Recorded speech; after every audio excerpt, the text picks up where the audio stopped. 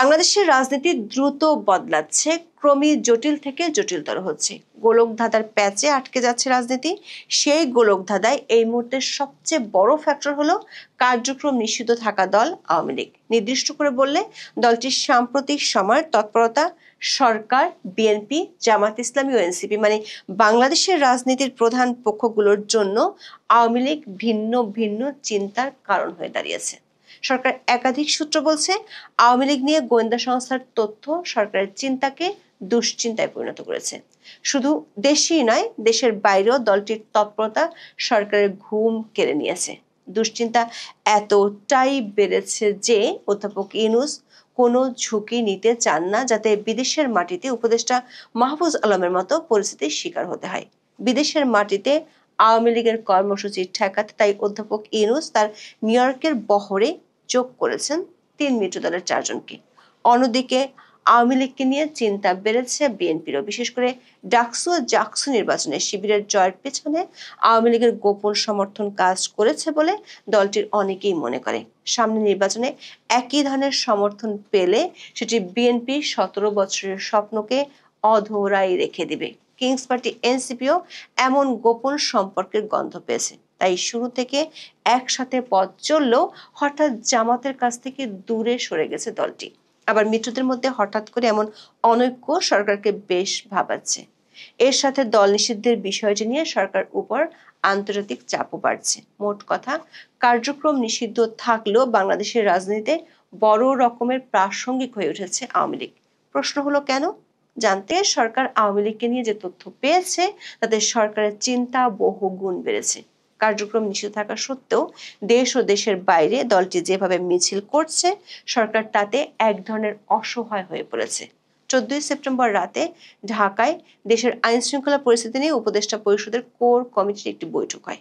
স্বরাষ্ট্র উপদেষ্টা জাহাঙ্গীর আলম চৌধুরীর সভাপতিত্বে আয়োজিত ওই সভায় একাধিক উপদেষ্টা নিরাপত্তা বাহিনীর কর্তাদের কাছে জানতে চান, আওয়ামী লীগের কার্যক্রম নিষিদ্ধ তাদের ছাত্র সংগঠন ছাত্রলীগ, তাহলে ঢাকা সহ বিভিন্ন শহরে তারা কি করে মিটিং মিছিল করতে পারছে?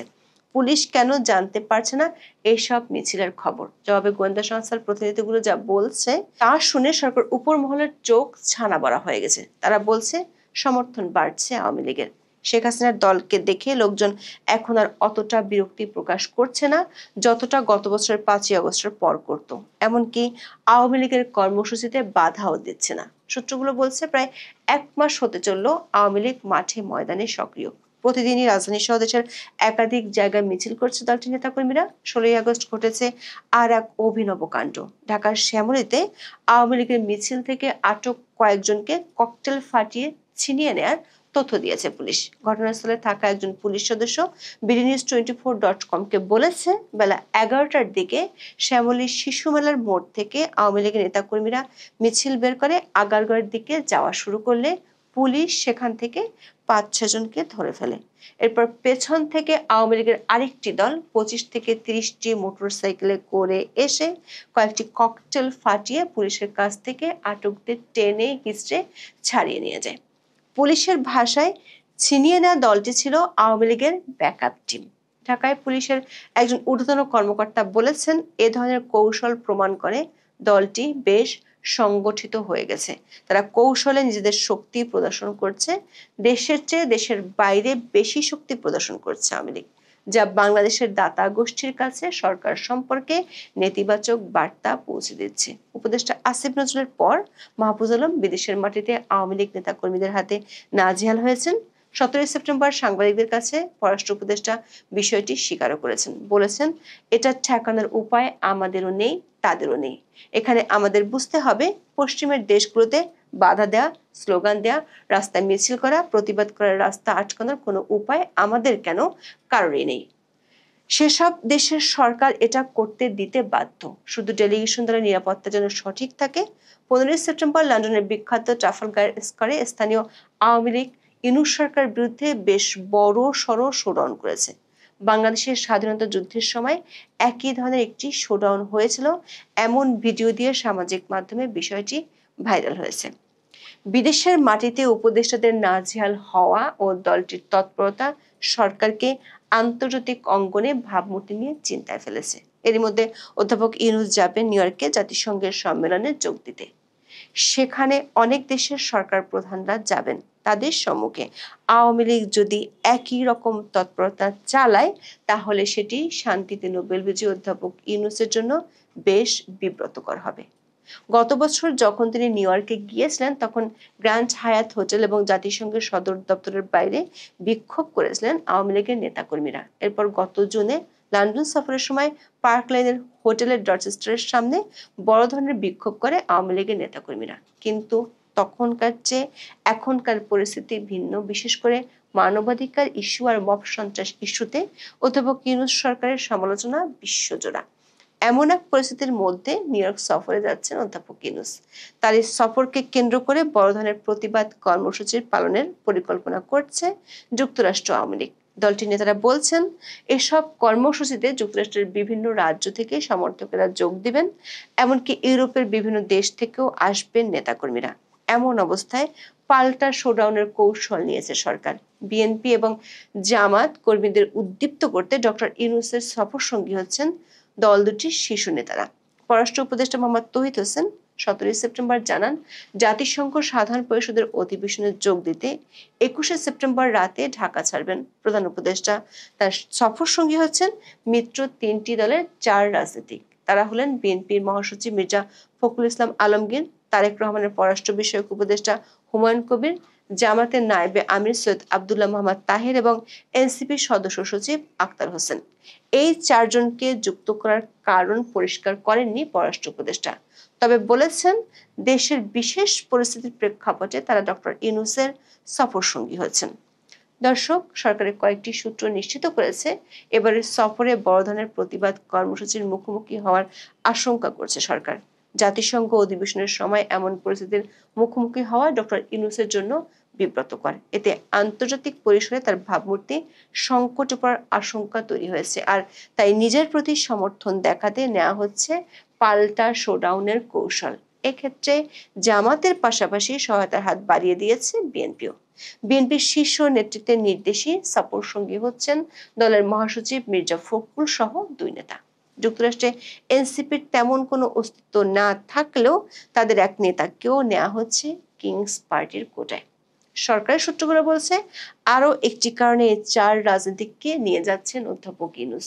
সেই কারণটি বোঝার জন্য ফিরে যাই 14 সেপ্টেম্বর আইন শৃঙ্খলা সংক্রান্ত কোর কমিটির বৈঠকে। সে বৈঠকে আওয়ামী লীগের মিছিল বাড়ার জন্য পুলিশ কোনো দায় নিতে চায়নি। তারা বলেছে এর দায় রাজনৈতিক দলগুলোর, সরকারের ভাষায় ফ্যাসিবাদ বিরোধী শক্তিগুলোর। পুলিশ বলছে আগের মতো আর আওয়ামী লীগের বিরুদ্ধে অন্য দলগুলোকে সক্রিয় দেখা যাচ্ছে না। সাধারণ মানুষের মধ্যেও সাবেক শাসক দলের বিষয়ে অবস্থান বদল হয়েছে। আগের তুলনায় অনেক বেশি মানুষ মিটিং মিছিলে অংশ নিচ্ছেন, ফলে পুলিশ গোয়েন্দারা আগের মতো শেখ হাসিনার দলের কর্মসূচি আগাম জানতে পারছে না। বৈঠকে উপস্থিত কয়েকজন উপদেষ্টা গোয়েন্দাদের এমন মন্তব্যের সাথে একমত। একজন উপদেষ্টা মনে করেন আওয়ামী লীগকে নিয়ে সরকারের চিন্তা বাড়ার আরো একটি কারণ ডাকসু ও জাকসু নির্বাচন। এই দুটি নির্বাচনের ফলাফল রাজনীতিতে নতুন প্যাচ কষে দিয়েছে। গোয়েন্দাদের দাবি এই 2 ছাত্র সংসদ নির্বাচনে আওয়ামী লীগের ছাত্র সংগঠন, নিষিদ্ধ ছাত্রলীগের ভালো সমর্থন পেয়েছে ইসলামী ছাত্র শিবির। আর এই 2 নির্বাচনের ছাত্রদলকে ওভার বাউন্ডারি মেরে একেবারে স্টেডিয়ামের বাইরে পাঠিয়ে দিয়েছে শিবির। আগে থেকে পিয়ার না হলে নির্বাচনে যাব না করছিল জামাত ইসলামী। শিবিরের ল্যান্ডস্লাইড ভিক্টরির পর এখন সাংবিধানিক আদেশের সংস্কার প্রস্তাবের বাস্তবায়ন চায়, না হলে গণভোট চায়। দলটি জানে দুটো প্রস্তাবই অসাংবিধানিক, যেটি মেনে নিবে না বিএনপি। আর সংস্কার বাস্তবায়ন না হলে নির্বাচনে যাবে না অধ্যাপক ইউনূস। সরকারের চিন্তা এখানেই। অন্তর্বর্তী সরকার দায়িত্ব নেওয়ার পর থেকে জামাত ইসলামী অকুণ্ঠ সমর্থন দিয়ে গেছে, কিন্তু ডক্টর মোহাম্মদ ইউনূসের সাথে লন্ডন বৈঠকের পর দলটির আচরণ পাল্টে যেতে শুরু করে। অধ্যাপক ইউনূসের কথা দেয়া ফেব্রুয়ারিতে নির্বাচন শঙ্কার মুখে পড়েছে তার সবচেয়ে বড় মিত্র জামাত ইসলামের কারণে। সবশেষ ঐক্যমত্য কমিটির বৈঠকে অধ্যাপক ইউনূসের সামনে দলটির সহকারী সেক্রেটারি জেনারেল হামিদুর রহমান আজাদ বলেছিলেন প্রয়োজনে কমিশনের মেয়াদ বাড়ানোর জন্য। সরকার সে মোতাবেক কমিশনের মেয়াদ দ্বিতীয় দফায় আরো 1 মাস বাড়িয়েছে। অথচ 16 সেপ্টেম্বর দলটির নায়েবে আমির সৈয়দ আব্দুল্লাহ মোহাম্মদ তাহের ঐকমত্য কমিশনের মেয়াদ বাড়িয়ে সময় ক্ষেপণ করা হচ্ছে কিনা সেই প্রশ্ন তুলেছেন। চলতি সপ্তাহে রাজপথে আন্দোলনে নামছে জামাত ইসলামী সহ 9টি দল। এদের বেশিরভাগই ইসলামপন্থী দল। দলগুলো যুগপৎ আন্দোলনের কথা না বললেও তাদের দাবি অভিন্ন এবং একই সময় আন্দোলনে নামার সিদ্ধান্ত নিয়েছে। আবার বিবিসির খবরে বলা হয়েছে এনসিপির সাথে জামাতের দূরত্ব বেড়েছে, সেটিরও কারণ আওয়ামী লীগ ইস্যু। সরকারের সূত্রগুলো বলছে মিত্রদের মধ্যে অনৈক্য ডক্টর ইউনূসের জন্য বিপদ যে ডেকে আনছে সেটি তিনি বুঝে গেছেন। তাই মিত্র দলগুলোর শীর্ষ নেতাদের একেবারে সরকারি টাকায় সফরে নিয়ে মাছের তেলে মাছ ভাজতে চান তিনি। নিয়ে যাচ্ছেন নিউ ইয়র্কে, লক্ষ্য 3 মিত্রকে আলোচনার টেবিলে বসানো, সংস্কার আর নির্বাচন ইস্যুতে দৃশ্যমান দূরত্ব দূর করার জন্য আসন ভাগাভাগি আলোচনা শুরু করা। আবার বিদেশি দাতা সংস্থাগুলোর পক্ষ থেকে দল নিষিদ্ধের বিষয়টি নিয়ে তৎপরতা শুরু হয়েছে, সেটি কিভাবে ঠেকানো যায় সে আলোচনাও সেরে ফেলা। এরই মধ্যে বিএনপির পক্ষ থেকে দল নিষিদ্ধের বিরুদ্ধে আওয়াজ তোলা হচ্ছে। বিষয়টি হঠাৎ মনে হলেও এর পেছনে আছে আন্তর্জাতিক চাপ। বিশেষ করে গত 2 সপ্তাহে বাংলাদেশে নিযুক্ত মাইকেল মিলার কয়েকটি রাজনৈতিক দলের সাথে এই ইস্যুতে বৈঠক করেছেন। সবশেষ 17 সেপ্টেম্বর জেনারেল ওয়াকারুজ্জামানের সাথেও বৈঠক করেন মিলার। ইউর পক্ষ থেকে দল নিষিদ্ধের বিষয়ে তাদের চরম আপত্তির কথা জানিয়ে দেওয়া হয়েছে। এখন দেখার বিষয় আওয়ামী লীগের মাঠের প্রতিরোধ ঠেকাতে এবং পর্দার আড়ালের চাপ দূর করতে অধ্যাপক ইউনূস নিউ ইয়র্ক সফরের জন্য যে এক ঢিলে 2 পাখি মারার কৌশল নিয়েছেন সেটি কতটুকু সফল হয়। এখন এ পর্যন্ত। সবাই ভালো থাকুন, সুস্থ থাকুন, নিরাপদ দিয়েছেন। এবং এই মন্ত্রণালয়ের দায়িত্বে নিযুক্ত যে ব্যক্তি জেনারেল জাহাঙ্গীর তার সঙ্গে দেখা করেছেন। তাদের এই বৈঠকটি ছিল অভূতপূর্ব এবং দৃষ্টিনন্দন। এর কারণ হলো তিনি যে আত্মবিশ্বাস নিয়ে ঠিক অনেকটা সেই সময়টাতে জনাব বাবর যখন স্বরাষ্ট্র প্রতিমন্ত্রী ছিলেন, তার যে জলুস ছিল, তার যে হাঁটার ঢং ছিল, তার যে আত্মবিশ্বাস ছিল, ঠিক সেইভাবে তিনি সেখানে গিয়েছেন। দ্বিতীয়ত তাকে যেভাবে অভ্যর্থনা জানানো হয়েছে এটা বিরল।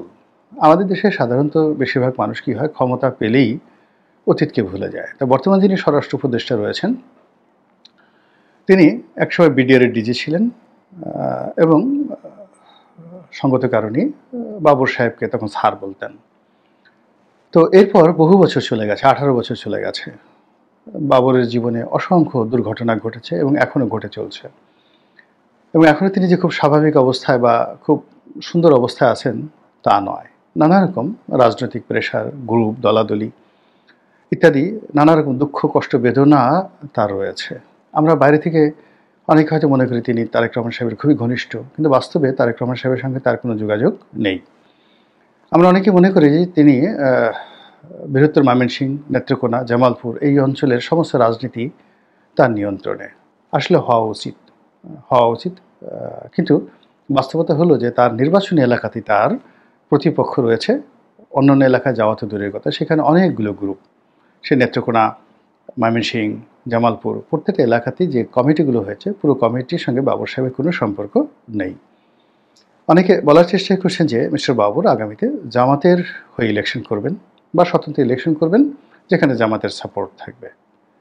বাস্তব অবস্থা কি আমরা এখন পর্যন্ত বলতে পারি না। আমরা ওনাকে দেখেছি তসবি নিয়ে ঘোরাফেরা করেন, প্রচণ্ডভাবে তিনি কান্নাকাটি করেন আল্লাহর কাছে, সব জায়গাতে আল্লাহ রাসূলকে সাক্ষী মানেন। এটা মানে মানুষের এক্সট্রিম পর্যায়ে যখন মানুষ নিয়তি নির্ভর হয়, মানে দুনিয়ার কোনো আশা ভরসা যখন থাকে না, তখন মানুষ কিন্তু নিয়তি নির্ভর হয়। আর প্র্যাকটিসিং মুসলিম যারা আছে তারা কখনোই তাদের যে আচার আচরণ, চালচলন, কথাবার্তায় আল্লাহ এবং রাসূলকে টানেন না। যারা প্র্যাকটিসিং মুসলিম ওর অন্তরে থাকে, তারা দুনিয়াতে স্বাভাবিকভাবে চালচলন করেন।